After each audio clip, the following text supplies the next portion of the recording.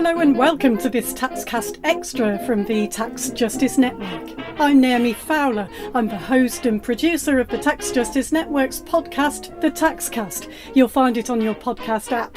Please do subscribe as well. Make sure you never miss an episode. You can just ping me an email on naomi@taxjustice.net or subscribe through our website on www.thetaxcast.com. We've had the honour before of speaking on the Taxcast with law professor Dorothy Brown. She's been doing trailblazing work on systemic racism and tax justice in the United States for many years. She's author of the book The Whiteness of Wealth: How the US Tax System Impoverishes Black Americans and How We Can Fix It. You'll find a link to the book in the show notes, along with some other further listening and reading. In this Taxcast Extra, you can hear Professor Brown's keynote speech, which she gave to the Tax Justice Network's annual conference. Here's Professor Brown. So I'm going to talk a little bit about my research, the reaction that I should say, the negative reaction that I've received from some of the research, as well as what might be possible in moving forward in the U.S. with respect to tax reform. So my book, The Whiteness of Wealth, is broken up into several chapters, and I'm just going to talk briefly about the research in each of the chapters. There's a marriage chapter, a homeownership chapter, a college chapter, a jobs chapter, a legacy chapter, and what potential tax reform plans going forward might be worth considering if what we want is a tax system that doesn't enhance white wealth, but instead enhances Black wealth building. So let's start with marriage, which really is the first thing I ever wrote about race and taxation. And I'm going to start with saying the US IRS system, Internal Revenue System, that is the mechanism in the government for collecting tax returns and processing them, they don't publish statistics by race. Why the IRS doesn't publish statistics by race is a question that I can't answer because they've never said why, right? They have published statistics on gender, they've published statistics on age, but they've never published statistics on race. And the IRS commissioner has testified recently, like in the last month or so, that that's not the IRS's job, that that's Treasury's job. So it's a lot of finger pointing. But I think now is the moment where people are going to be holding the IRS commissioner as well as the Secretary of Treasury accountable. So when I decided to write about race and tax, I didn't even realize that the IRS did not publish statistics by race. So how on earth was I ever going to publish anything? Well, I had to become a detective, and I would read material on race that had nothing to do with tax, but bring my tax lens into it. And I came across a report on the status, the economic status of Black women. And there was a line in there that said, married Black women contribute roughly 41% to household income, and married white women contribute 29%. Now, to someone who's not a tax geek, it wouldn't mean anything. But to me, I was basically jumping out of my seat because I knew that the joint return, which is a filing mechanism, right, for married couples, the joint return disadvantages two equal wage earner households. If two spouses earn roughly equal amounts, the tax laws in America don't help them. If one spouse earns 100% of the income or close to 100% of the income, the tax laws benefit them. So that statistic that said married Black wives contribute 41% to household income told me that the penalty for marriage was going to be disproportionately received by Black married couples like my parents. So that sentence was nice, but it wasn't necessarily going to hold up an entire article. So what I did was worked with an institute at the University of Cincinnati, where I was teaching at the time, that looked at Census Bureau data for the entire United States of America, pulled out married couples and pulled out white married couples and pulled out Black married couples. And lo and behold, the research in the Census Bureau proved what I thought it would, which is mainly at all income levels, married Black couples are more likely to be in 50-50 or 40-60 households, which means they're going to pay a penalty. But married white couples are more likely to be in single wage earner households where it's 100-0 or 90-10 split. They get a tax cut when they get married. So here we have just one provision, the joint return, that as I did research for the book, I found out came into existence because of a rich white couple named Charlotte and Henry Seaborn. At the very beginning of our modern US income tax system, the only people who paid taxes were rich Americans. Everybody else didn't pay taxes because they didn't earn enough money.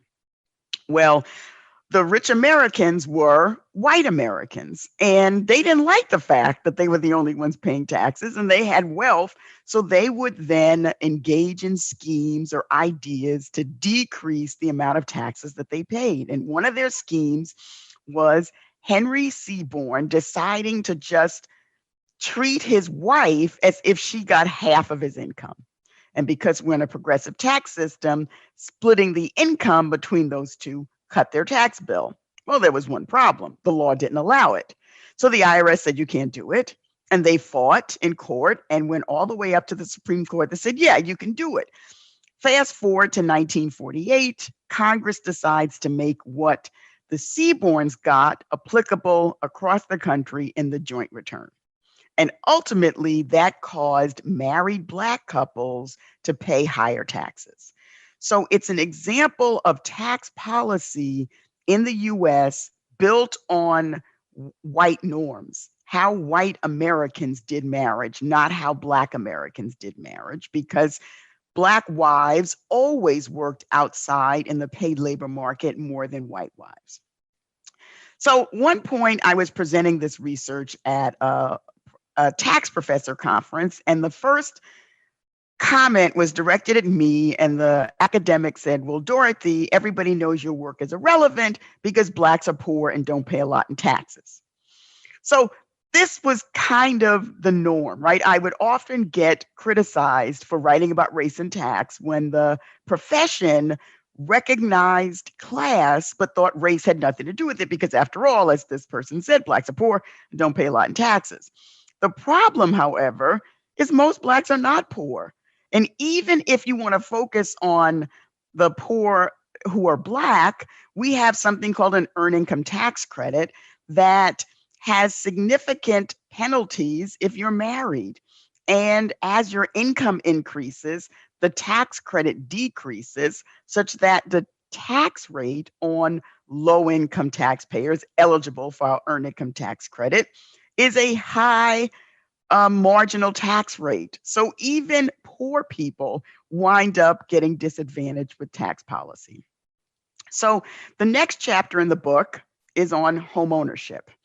And what my research showed, again, IRS doesn't publish statistics on race, so I had to go to sociology research to look at how homeownership operated on the ground between white and Black Americans. And what I found out was depending on how many Black Americans live in your neighborhood determines how much your home will appreciate. If you're in an all white or virtually all white neighborhood, that's where most of the homeownership appreciation is. And that's where most white homeowners want to live. If you live in a racially diverse or an all Black neighborhood, you don't get as much appreciation out of your home. And the research also shows that there's a different tax treatment for selling your home at a gain versus selling your home at a loss. Selling your home at a gain, you can get up to $500,000 of gain tax-free. But if you sell your home at a loss, you don't get a tax break. And I know it's going to surprise you, white and Black Americans don't do homeownership the same way. Most Black Americans live in racially diverse or all Black neighborhoods. And in those neighborhoods, Black homeowners are more likely to sell their home for a loss. If you live in an all-white neighborhood, you're more likely to sell your home for a gain and a tax-free gain up to $500,000. So if you want to get equity, if you want to get wealth out of home ownership, in theory, you want to live in an all-white neighborhood or be one of the only Black families in the neighborhood. But there are problems with being the only Black family in the neighborhood. There are lots of newspaper reports that tell us that white neighbors don't know what their Black neighbors look like, so they call the police on them when they're just trying to get into their own home. If you have a child that goes to a school, then you have teachers that will see your child engaging in the same behavior that white peers do, but the teacher calls your child out. Suddenly, your child is in detention or your child has to go see the principal. So there are issues that I call racism triage that Black homeowners have to deal with if they want to be that one Black family in an all-white neighborhood so that they can have the opportunity to get up to $500,000 of tax-free gain. Well, this is another example of how did we get this provision that gain on the sale of a home should be tax-free? Well, it dates back to the 1950s when the defense industry in the United States was gearing up and they needed workers to move from one part of the country to the other. Well, the 1940s had been a time where the federal government was helping white Americans become homeowners. So for the first time in 1950, we have a majority of white Americans are homeowners. And if they want to sell their home and move to get a defense job, they're going to pay taxes. Well, tax policy said, no, you won't have to pay taxes, right? So tax policy in the early 1950s helped white Americans who were homeowners. A significantly lower percentage of Black Americans were homeowners. And we know the defense industry wasn't gearing up to hire a lot of Black workers. It was all about white workers who happened to be homeowners. So this piece, my research on homeownership, I'd say got more pushback than virtually anything else I've ever written. Why? Because white law professors like to think of themselves as progressive, as liberal, as good on race. And what my piece told them is they were living in these all white neighborhoods, let's be clear. And they wanted to say, oh, it wasn't about race, it was about all these other things. But the research showed that it really was only about race. So they didn't want to believe this wealth gap was about race. They wanted to believe it was anything else. And one academic said to me that it was actually a good thing that the house in Black neighborhoods didn't appreciate that much because it meant other first-time Black homeowners could buy in the neighborhood and buy a cheap house, which was mind-numbing to me because who wants to make that much of an investment, which is what it takes to buy a house, to have very little upside? And besides, if it was such a good investment, we would see lots of white homeowners doing it, and we don't, right? So I got a lot of craziness with respect to the homeownership piece because it just made the academics lose their minds, basically, because they didn't want to face the reality that they, in fact, were living, had homes in these all-white neighborhoods. Well, the next chapter in the book deals with college, and this was the first thing I'd written about college. So this was new for me. And the research on college was awfully difficult to locate. There isn't anything in one place, right? So I looked for debt loads. I looked for gifts and inheritances that pay for college. And it was an amalgamation of sources that led me to the overall conclusion, which is Black Americans who go to college are more likely to leave with higher debt loads than their white peers. If their white peers leave with debt, it's lower and they pay it off quickly. And also their white peers are more likely to have parents and grandparents who pay for college.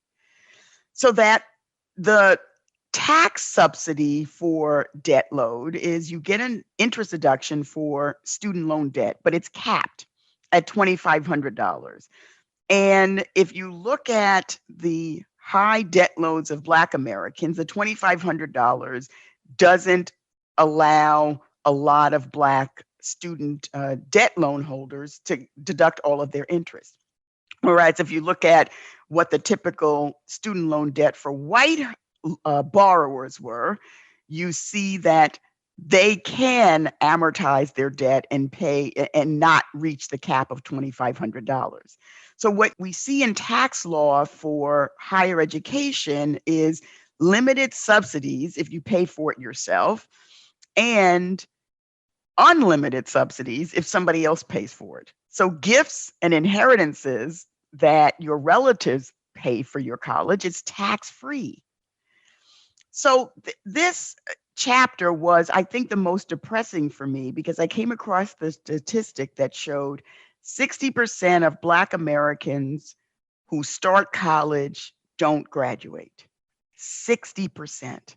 But they often leave with debt. And the whole theory behind taking on debt to go to college is you graduate and you get that better paying job. But if you leave college with debt and no degree, you have the debt and you don't have the better paying job. So this chapter, the pushback that I've gotten from folks who have heard about it or read it is by white Americans who say, I didn't have anybody pay for my college. I paid for it myself, which of course has nothing to do with my chapter, right? My chapter doesn't say every white person has their college paid for. My chapter says that lots of white Americans have their college paid for, and it's paid for in a tax-free manner. The other piece of the tax subsidy is not-for-profit colleges, Harvard, Yale, Emory. What we see is those institutions with huge endowments that pay very little taxes, and without the 2017 tax cuts, it was zero taxes, but now it's a small amount of taxes. Those colleges and universities are not welcoming places for Black Americans, but they have this tax subsidy that basically goes for the benefit of their majority white student bodies. So even though these institutions would tell you they're doing so much better, they're doing outreach, they're doing all these things, in the last 30 years, the enrollment of Black students has not budged. So what we see is this tax subsidies for these very rich billion-dollar endowed institutions, and those tax subsidies are not going for Black students. In fact, one of the programs that helps Black students are our Pell Grants. And our Pell Grants have not kept up with inflation, and they pay for very little of college. So one suggestion I have is we should tax endowments of very wealthy institutions and fully fund Pell Grants so that Black students could actually, with need, could graduate college debt-free. The next chapter is about jobs and looking at the tax-free benefits that come with good jobs, health insurance, retirement accounts. And what the labor market shows us is there's occupational segregation. There are white jobs and there are Black jobs. And it's not going to surprise you at this point. The white jobs tend to be the ones that come with tax-free benefits like health insurance and retirement accounts. The Black jobs tend to not come with those. And even when you have a Black worker who works for an employer that provides these benefits, Black Americans are less likely to participate. Why is that? Because our money goes elsewhere. Research shows Black college graduates are more likely to send money to their parents. White college graduates are more likely to receive money from their parents that they then use to build wealth. Black college graduates, on the other hand, are ones financially supporting extended family members who were the victim of Jim Crow, who were the victim of segregation, illegal race discrimination. Because of that, we are less likely to participate in our retirement accounts. But there's also research that shows equally qualified Black college graduates have a harder time getting those good paying jobs. They have to send more resumes in order to get interviews. And when they're offered positions, they're offered lower paying positions, even though they are qualified and applied for higher paying positions. So one of the solutions I've suggested is, well, if an employer is discriminating in how they pay wages, then perhaps we should not allow them to deduct their wages. I got a response to that. You're turning the IRS into the Equal Employment Opportunity Commission, and that's wrong. And what's interesting about that comment is Congress itself passed a law that said you cannot deduct compensation unless it's reasonable. Well, why couldn't we define reasonable as not discriminatory on the basis of race, right? Of course we could. So when Congress says you only get a deduction for wages if it's reasonable, it really causes us to think, well, what's reasonable? Is discriminating on the basis of race reasonable? It shouldn't be. Okay, so that's the jobs chapter. And then the legacy chapter, how do white Americans build up wealth compared with how Black Americans build up wealth? A lot of inheritance, a lot of family financial transfers from the parents. The parents pay for their grandchildren to go to private school.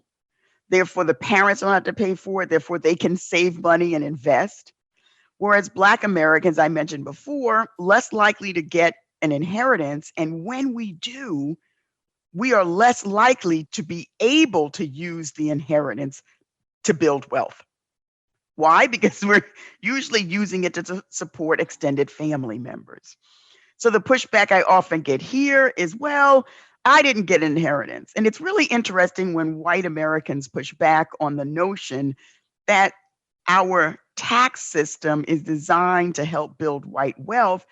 Is I know if I had a 10-minute conversation with them, I could quickly pull out where their whiteness helped build their wealth, right? They don't see it, but if you talk with people, as I've done over the years, within a few questions, I can see it. So that's usually I didn't inherit it. And actually, there are white families that I talk about in my book.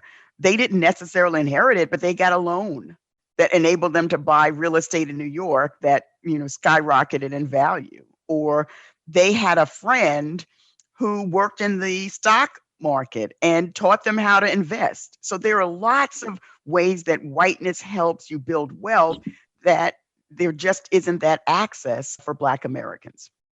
So I want to close with talking about what might be next in US with respect to race and tax reform.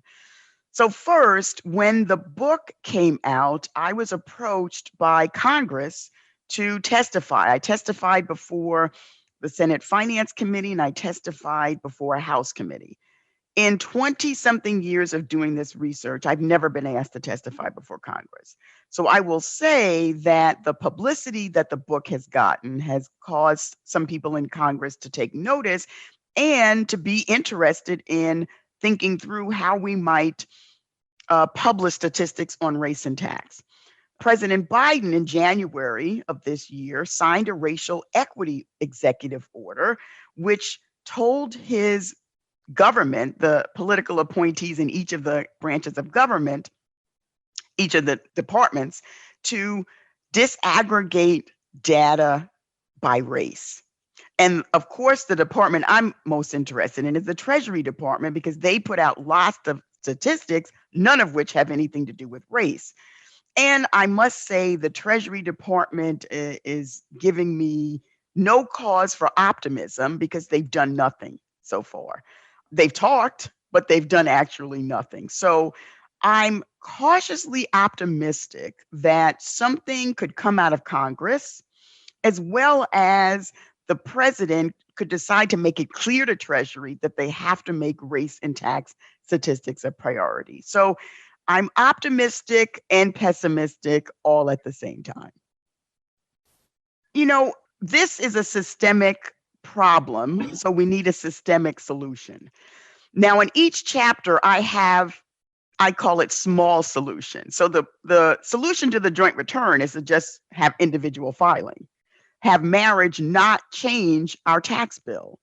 The solution to homeownership, in my opinion, is getting rid of these subsidies for homeownership that disproportionately benefit white homeowners.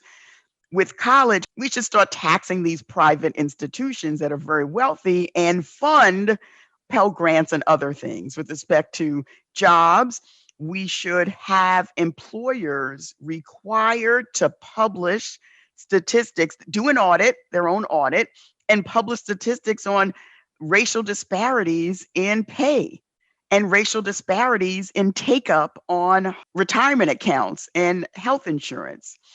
And we should think about taxing gifts and inheritances that go to wealth building and not go to supporting extended family members.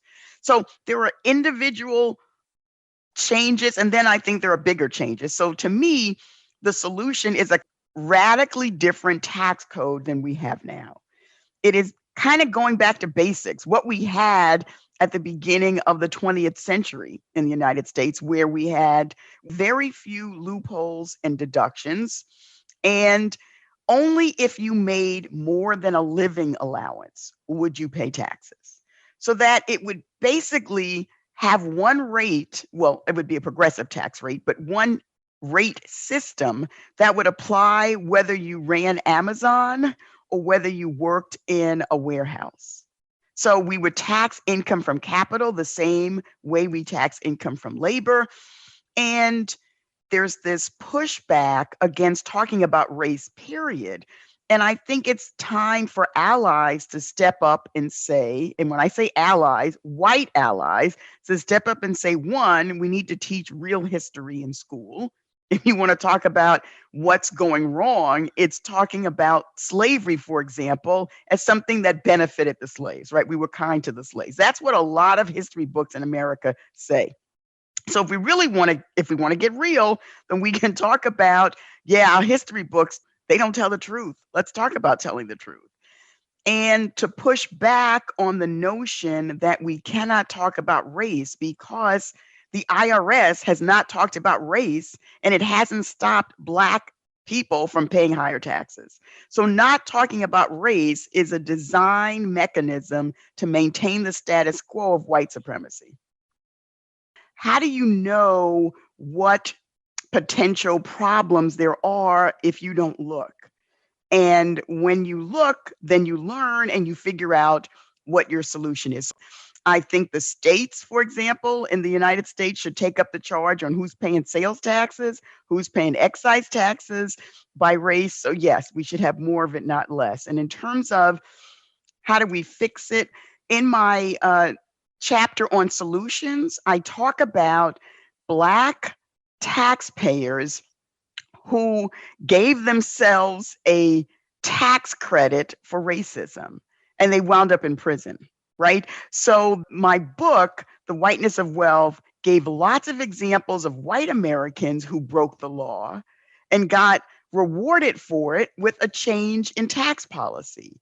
But when Black Americans try to take what they called a reparations credit, the IRS threw the book at them. So I believe we need to fight smart, right? And, the civil rights tradition includes going to jail, civil disobedience, right? But in terms of what the potential solutions are, I think we should think big and we should also think small, that we should have multiple tracks and not think there's one right way to get it done.